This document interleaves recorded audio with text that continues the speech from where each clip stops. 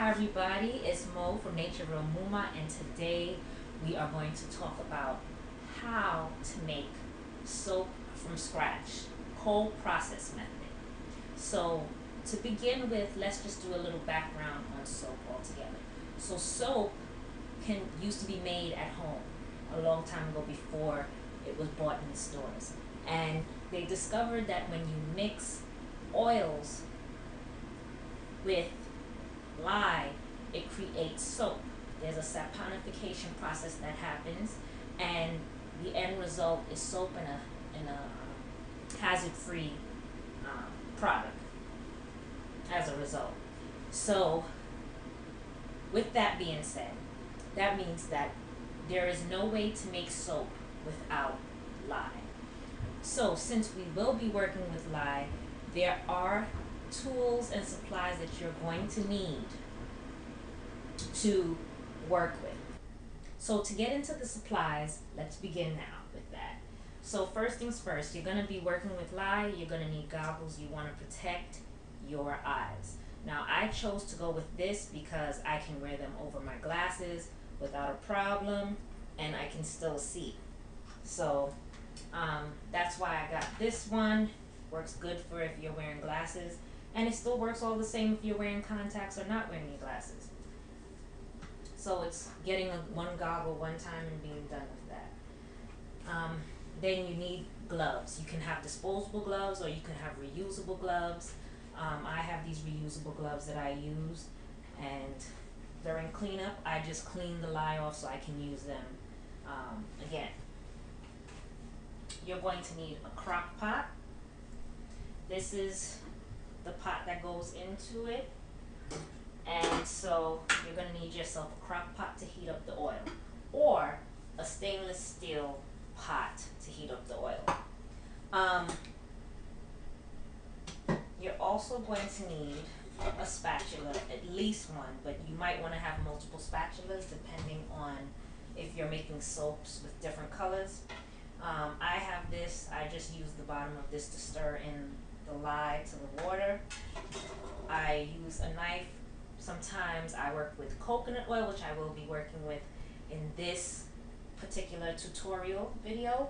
And when it's cold, well, I won't say cold, when it is lower than 76 degrees Fahrenheit, it will make the coconut oil harden. So sometimes I need this to make sure I'm scraping everything out and getting it into my crock pot so it can melt properly. Need to have a measuring cup. So I have this one, and you're going to want to have at least 2 cups. It's better to have more than 2 cups, to be honest with you, but at minimum you're going to need at least 2 cups. I would go with like about 4 cups if you can, but at least 2 cups. This is a bowl I use for mixing my clay and stuff, and my colorant, my natural colorants, before I add them into my mix. And then this is the stainless steel pot that I'm going to use to pour the oil in and eventually the lye water. So you need those things. You won't need the pot cover. You also want to make sure you have the oils and stuff that you're planning to use out, any colorant that you're planning to use out, which for today I'm going to be using this European clay powder. It's going to give like a green color to the soap that I'm doing, and today I'm doing eucalyptus and peppermint, and it is just a phenomenal smell when combined together. And you don't need to use that much because they are strong smelling oils, so you don't need to use that much to get the effect of the aroma that you're trying to achieve. So that's that. And so this would be used, you use distilled water to mix it in, make it a little pasty, and then add it into your pot when you're mixing everything. So those are the supplies that you will need. Now, before you start with the lye, I recommend using a disposable container or cup or what have you when you're going to do your lye. So you're going to need a scale. So for the scale, what I want to mention is that when you are measuring your stuff for your soap, it is very important that your measurements are calculated to a T. And so for that to happen, when you turn your scale on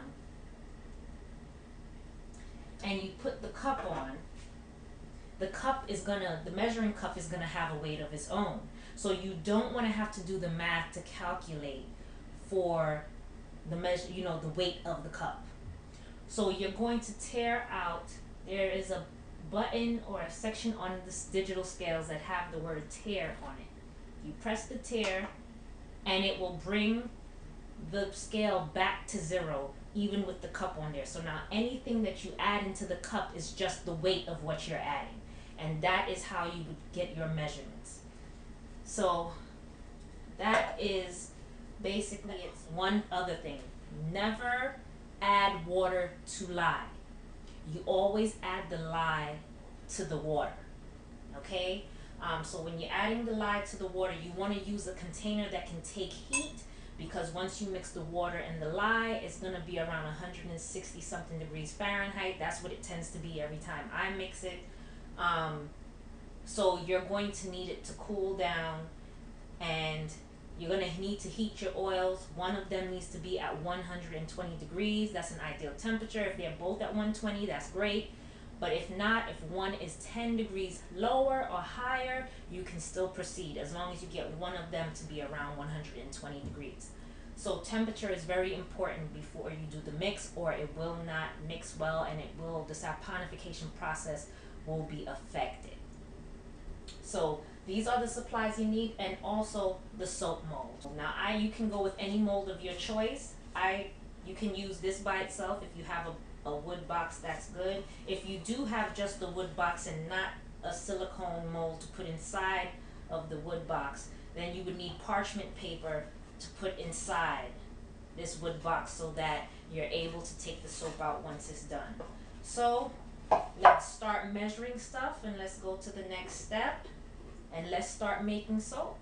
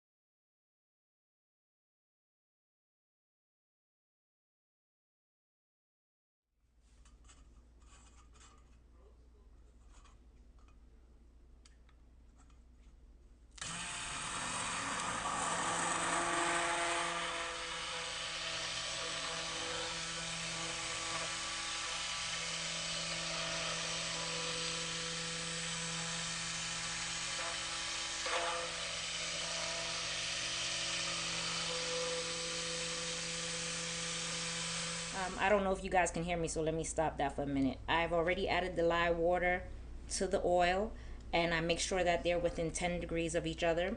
I usually wait for one of them to be at 120 degrees Fahrenheit, which means the other one can be either 110 or 130, within that 10-degree range.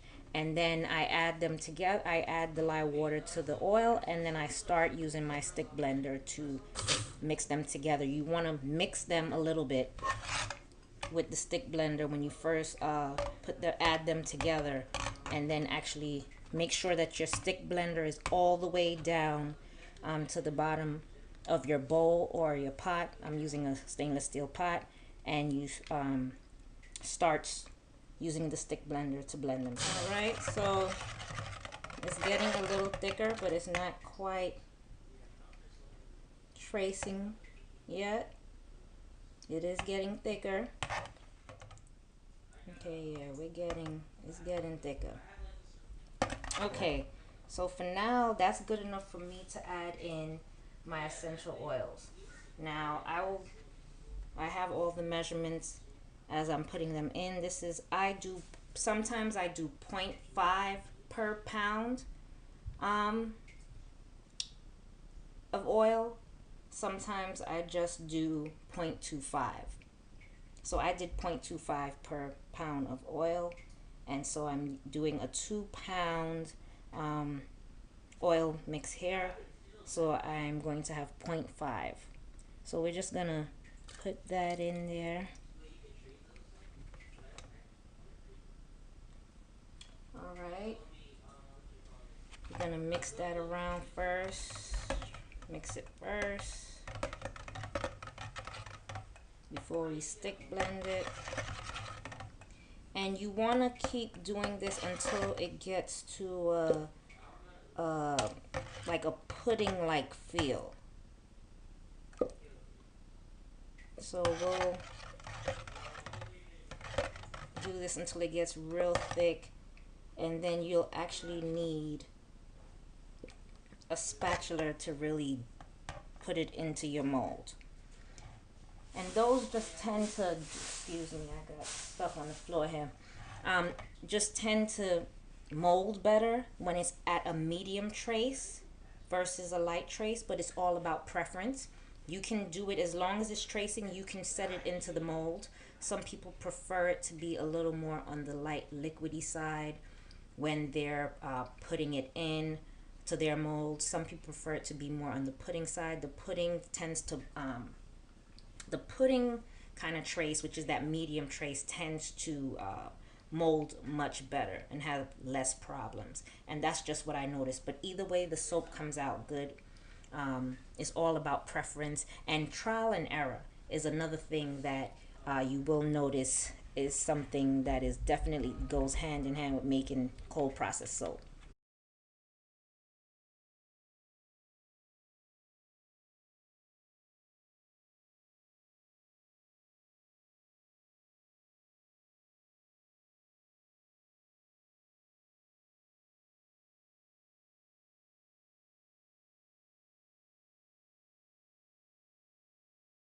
And yeah, it's starting to get real thick. I am going to add my colorant, my natural colorant. I used clay.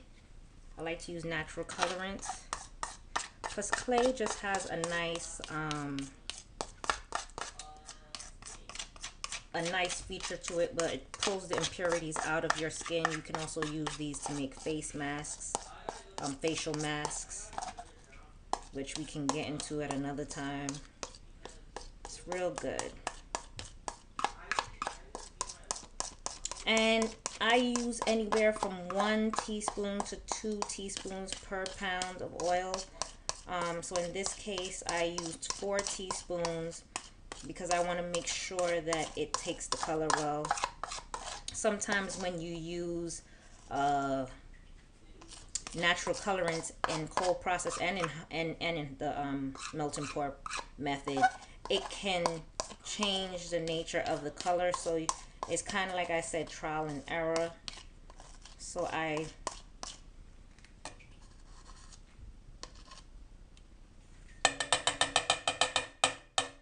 excuse the noise of that.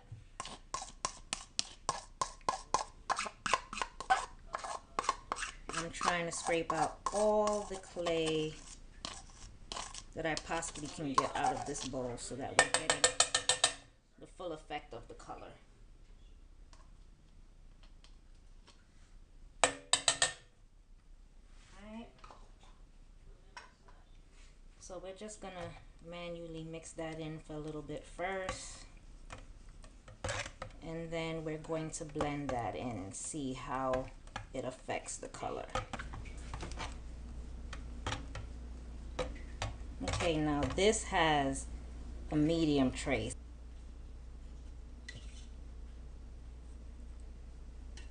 this is where you need your spatula. So now what we're going to do is pour this in to the mold.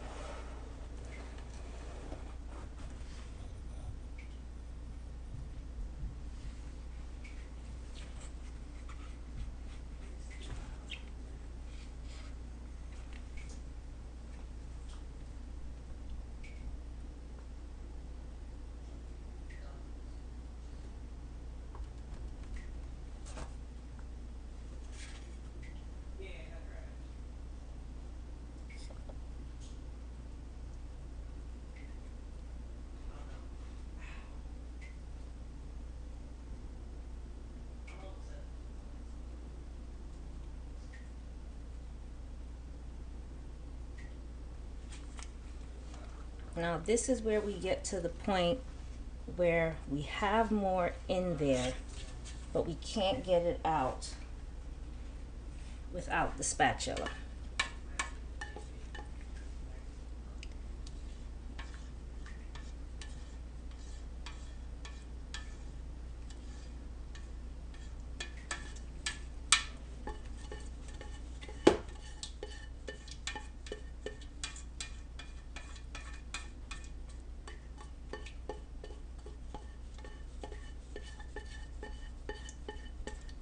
So you want to get your spatula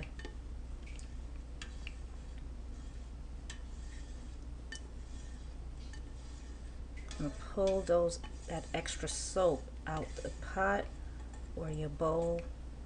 Now this is a nice color for the soap I made today. This is eucalyptus peppermint, and it smells so phenomenal.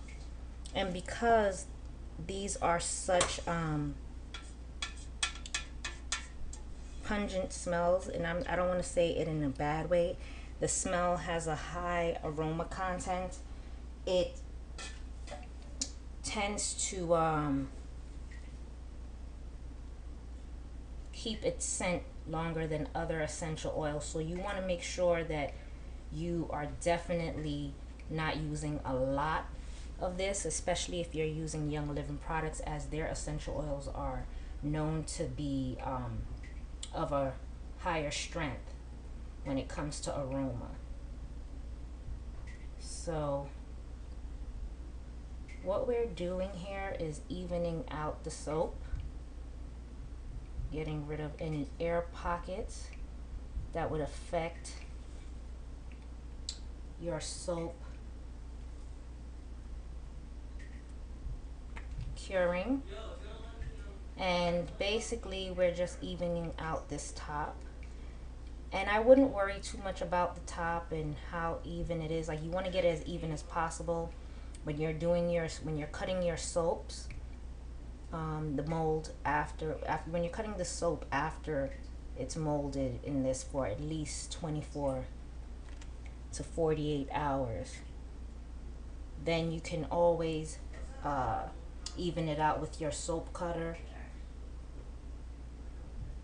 to make sure that you have an even bar of soap, if that's how you like your bar soaps, nice and even.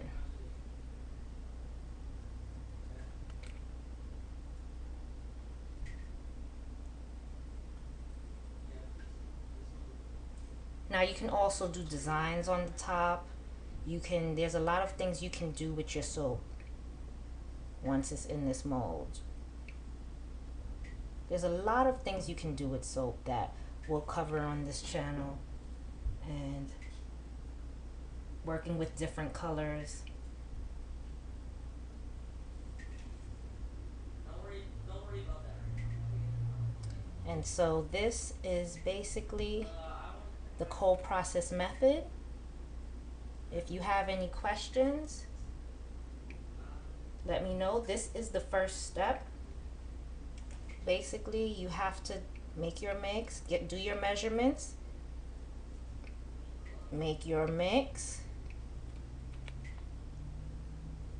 Adding the ingredients when the temperatures are right.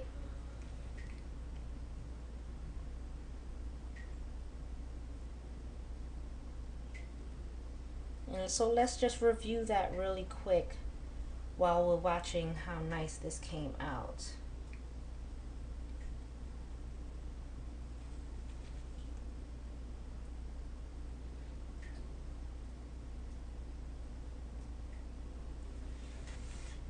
So the first step would be to decide what kind of oils you're going to use.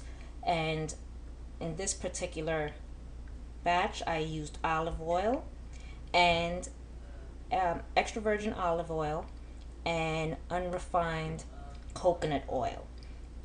So I did about a 60 to 40%, 60% olive oil, 40% coconut oil, did the mix. I did a pound, well, it was 32 ounces, would be 2 pounds of oil. So I split that between the 60-40. You heat up your oil, you make your lye water mix. Make sure you measure your water first, and you add and then measure your lye separate. I usually use a disposable container that I can throw out after I'm done with it. And I measure my lye. I add the lye to the water. Never add the water to lye. It becomes caustic. Well, it becomes caustic either way, because it is the lye water will burn, which is what caustic means, but it has a caustic reaction, which means it's not a good thing. Never add the water to the lye. Always the lye to the water. Add the lye slowly while stirring. Do not look at it, but don't lean over it. You do not want to inhale the fumes when you're mixing the lye into the water. You want to do this outside or do it in a well-ventilated room. I usually do it in my basement with the basement door open, or I go outside if, that's more feasible for me. After you've done that, you make sure you test the temperatures. You take the temperatures of your oil, your heated oil, and your lye water. It will be hot after you mix the lye into the water. It's usually around 160 something, 170 degrees Fahrenheit. You want to get that cooled down to at least 120, and your oil to at least 120. Now, sometimes one cools faster than the other. I have noticed that the oil sometimes cools faster than the lye water mix. Sorry about that. That's people walking by outside, and I have the back door open. So once that is done and you have the right temperatures, make sure they're within 10 degrees of each other. So if your lye water is, let's say, 120, make sure that your oil is at least at 130 or 110 degrees Fahrenheit. Once you have met that requirement, add the lye water to your oil in either a stainless steel pot or into a plastic bowl that can take heat. So maybe like a microwavable. I tend to use the stainless steel pot because I just feel it's better. For me, it's easier to use for me. So once you have that, then you use your stick blender, get to a light trace. A light trace means it's still liquidy. It's still able to, resemble liquid. It's not getting pudding-like yet. You add your essential oil, mix that in, and before it gets to too thick of a pudding pasted feel, where you're having a medium trace, add in your colorant. Add in your colorant, and then you mix that in, stick blend it together, and once you get to that medium trace where it's starting to look like pudding, you have reached the trace that you want to put it in your mold. You put it in the mold of choice, and once you have it in your mold like this, you want to make sure you cover it because you don't want it to cool too fast. So I have my box here. I decided to close the door. I have my box here that I'm going to cover this with, and I cover it. And if it's like winter time which it's not winter time here, but it's more fall weather, then I would want to put a towel around it.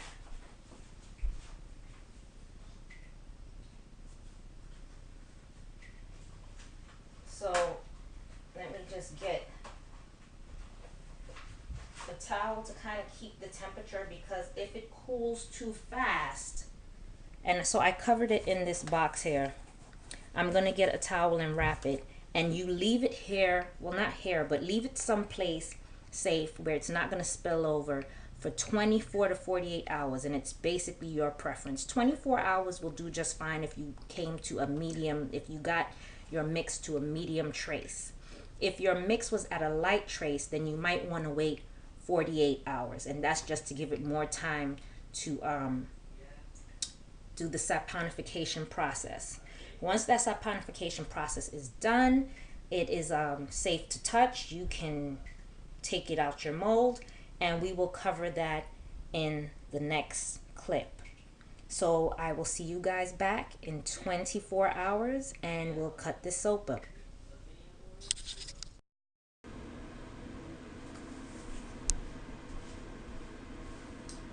All right, everybody, I'm back. It's been 24 hours, and the soap mold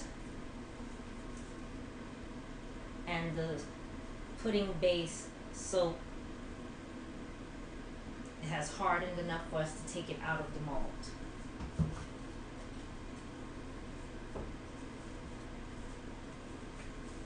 So what I'm going to do is take this out of the wood box and just take it out of the mold.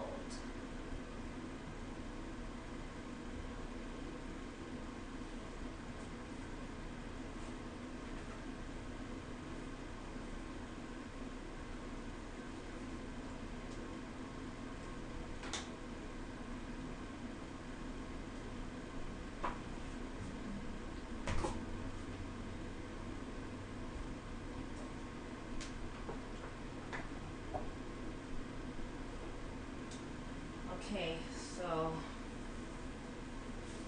I'm gonna put my glove on. You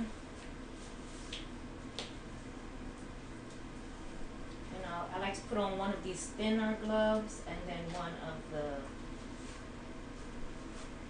heavy duty ones here.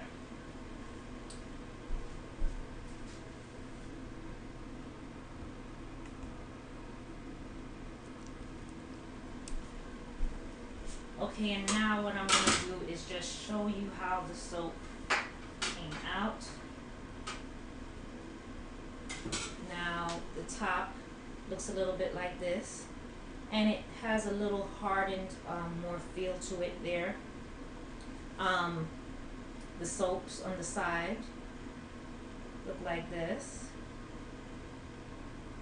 Okay, so it's one big block of soap. So what you want to do now is cut the soap up and get it more presentable for how you want it to look. So you might want to that might mean evening out the top of the soap. So I just scraped off a little bit off the top there. And there are many ways that you can do this, and there are many supplies for this, which I'll talk about in another video, but some people cut them up manually with a knife, some people have a soap cutter like me, and some people then have the soap cutting machine, or well, I wouldn't say machine, but the bars that will slice the whole soap block like this evenly, so that they're all the same size. This soap cutter that I have has measurements on it, so if you want it to be, let's say, 1 inch thick or 2 inches thick, you can do that based on this, and you could just say, okay, I want it to cut every 1 inch.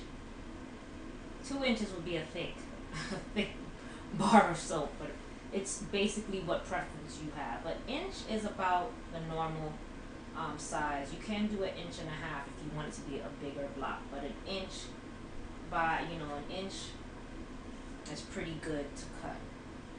So that would be like about here, And you could just do it off of sight and just cut your soaps.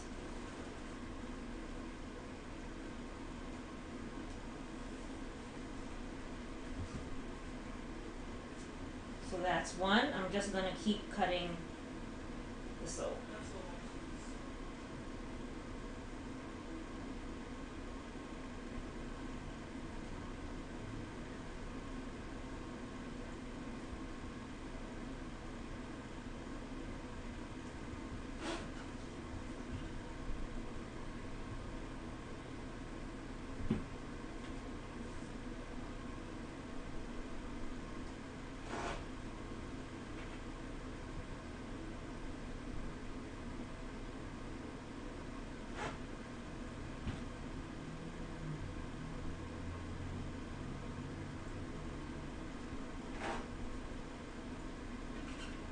Okay, so now as you can see, I have a good amount of soap.